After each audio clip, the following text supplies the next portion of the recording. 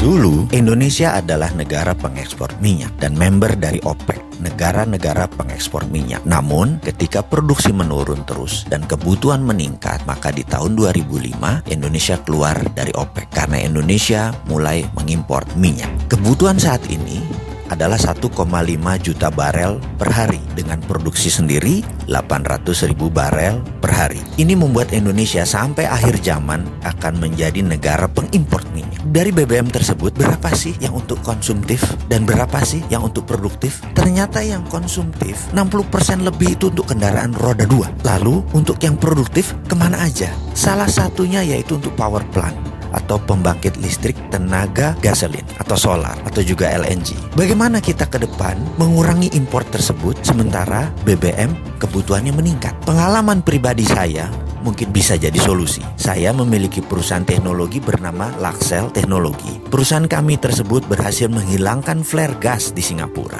Kami memiliki surat resmi dari pemerintah Singapura, dari Shell, dan dari Mobil Oil atas suksesnya menghilangkan 5 flare gas dan menjadi zero flaring. Dengan teknologi ini, bagaimana kalau kita membuat dua hal dengan satu tenaga? Kita menjadi negara pertama di dunia yang berhasil menghilangkan gas suar bakar atau flare gas, dan kedua adalah kita menjadi negara yang mendukung lingkungan hidup, yaitu fight global warming. Kita tahu bahwa saat ini ada lebih dari 700 mm SCFD flare gas dibakar setiap harinya di 8 provinsi di Indonesia, terbesar di wilayah Sumatera dan di Blok Cepu. Sekali lagi, flare tersebut dibuang percuma. Kalau dinilai dengan uang, maka nilai 700 mm FCFD itu adalah 5 triliun rupiah per tahun yang kita buang. Kedepan mengapa kita tidak memanfaatkan sampah ini? Flare gas tadi jugalah yang membuat Indonesia dalam statistik global warming lingkungan hidup dunia memberikan kontribusi penyebab panas bumi lebih dari 5%. Saya jamin dalam 5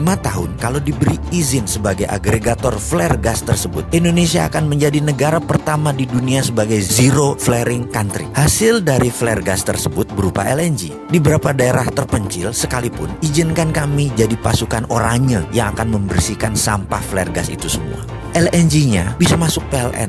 Energinya PLN kan masih kurang. LNG tersebut bisa PLN beli dengan harga murah dan distribusikan ke pembangkit listrik tenaga gas atau pembangkit listrik berbasis gasolin, biasanya juga dual combustion, bisa pakai gas, bisa pakai BBM. Ditambah lagi ada 18 power plant di Indonesia Timur yang pakai BBM yang bisa diganti gas. Untuk ini ada kelebihan yang lainnya. Pada saat regas gas LNG tadi, ada dingin terbuang kira-kira minus 170 derajat Celcius yang bisa kita tangkap untuk dibuat cold storage untuk ikan. Cold storage tadi untuk meningkatkan hasil nelayan di mana energinya gratis. Tentunya cold storage tadi disiapkan oleh pemerintah. Hal itu semua akan mengurangi import gas 5 triliun per tahun. Juga PLN mendapatkan LNG. Apa syaratnya untuk itu semua? Cuma 2, yaitu PLN menerbitkan GSA, Gas Sales Agreement, dan negara kasih izin flare gas agregator. Semoga ide ini bermanfaat.